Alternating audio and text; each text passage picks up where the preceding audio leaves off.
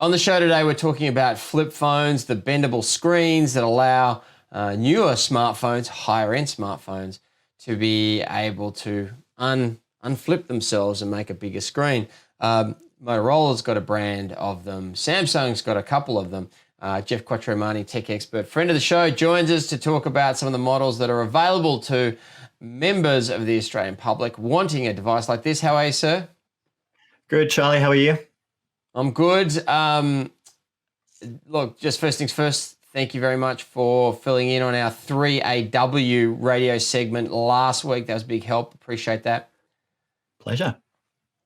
Let's talk about flip phones. Razer is the primary one that you've been looking at. This was the handset. When they launched it, they wanted everybody to talk about it, but they didn't have any review samples, correct? Yeah, absolutely. So we all went to a launch event, got very excited, started opening and closing this device.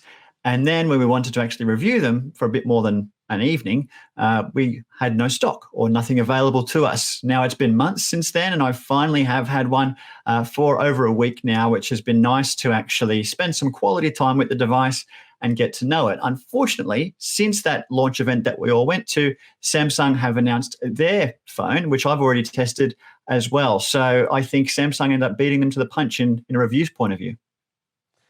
The Motorola Razr was the handset that everybody wanted and everybody had before the iPhone came along. In fact, it was such a cool handset that Apple even did a software deal with them, putting the iPod software onto the Razr so you could have your music and things easily on there. And this was all pre-iPhone. Is it the right decision to dip into that nostalgia and that history of that brand with this flip version that Motorola's done? Look, it is fascinating. I think we absolutely loved the satisfaction of hanging up on someone by closing our phone. It was an amazing thing to do. It was a convenient thing to do that you could fold your phone in half. We've obviously moved to this more candy bar design smartphones now where it's all screen at the front. And it is interesting to take that step back and say, well, let's go back to the way it was and actually fold our phone in half. And why are we doing that? And I think Motorola must have had some conversations as to why they even wanted to do this in the first place. Is it just to show off the fact that they can now bend a screen in half, or is there more to it? From my perspective, it almost adds an extra level of complexity in using my phone, because when I take it out of my pocket, I actually need to open the device to start using it. Whereas with an iPhone or most smartphones, everything is there as soon as you take it out of your pocket. So an interesting move from all brands to start going back to using flip phones, I think.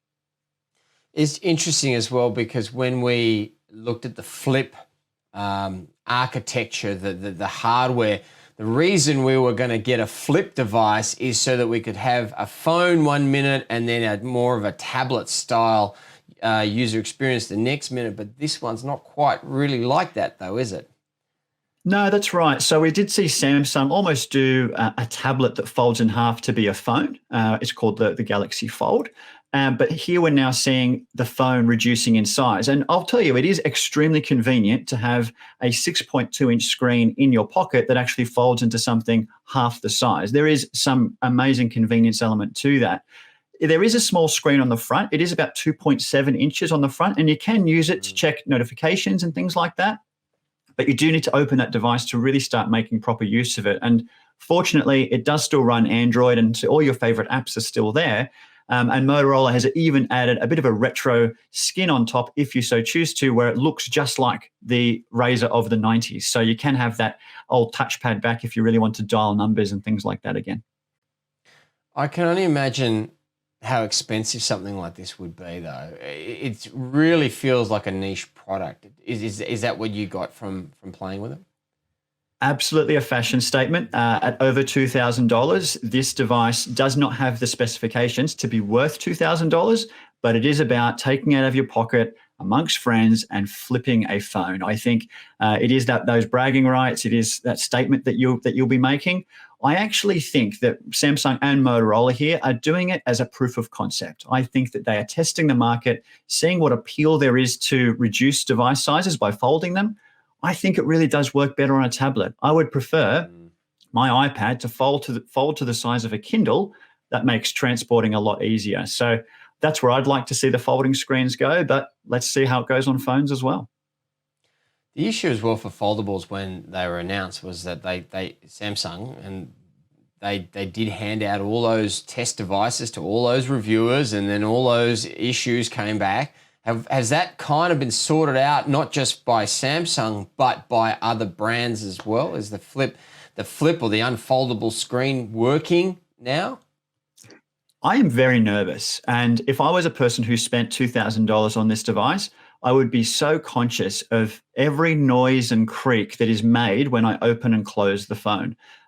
You can feel a bump in the middle where the hinge actually is beneath the screen. So when you have the phone open, you can feel that there is something going on behind that display. You can see the gears on the side that are actually helping control the mechanism when it closes. But the part that I mentioned that concerns me the most is I can hear it. And I don't want to hear my screen folding. It's scary enough that our screens are folding. The fact that I can hear it and feel it in the display, I'm worried about how long that thing will last. Can I continue to open and close it for a 2-year or 3-year lifespan of the phone? Maybe. Will it start to show marks in the middle of the screen?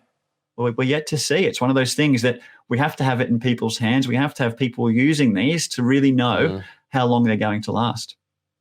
Samsung's got a new model as well, Galaxy Z Flip. We can't talk about the Razr without talking about what Samsung's doing with Galaxy Z Flip. What do we know about that? Look, I've enjoyed that device as well. For me, it feels a little bit stronger. That their hinge mechanism is a little bit differently in terms of how they open and close that device. It does still fold the screen in half. You do still have a bit of a bump in the middle, but it has got a much more stronger construction to it. So to me, it feels like it would probably last at least those 2 years and not be a problem. It does have a smaller screen on the outside though. So if you are somebody who wants to be able to check the device without opening it up all the time, you've got a very small 1-inch display on the outside to look at your notifications only. So Samsung's doing a good job. I think they're both going to be competing. I expect them both to have new models again next year. We know that Samsung's been talking about releasing a 5G version of their flip phone, and we expect Motorola to follow up on their Razr model. Yeah, they've already announced it. There you go. Yeah, so we expected that at Unpacked or whenever it was in August. Obviously too much to announce in Unpacked, so they've just done it overnight. There you go. So if you're holding out, a 5G version makes sense because with the Z Flip, it is a 6.7-inch screen, so it is a larger display when you've opened it. And if you love enjoying content, 5G is certainly going to help get that content to you faster. Yeah, I sent a note from I got a note from the team this morning. Flip 5G was going to be at the Unpacked on August 6th. Not going to be there now because they announced it overnight. It's got the Snapdragon 865 Plus. Costs a bit more, but it is 5G enabled. So if you look. Thanks for that, Samsung. Yeah, there you go. Honestly, the decisions behind their announcement process sometimes, I don't know. Plenty of choice out there. Let's look at the positives. Jeff Quattromani, tech expert, thanks for talking to us today. We'll talk again next week. Thanks, Charlie.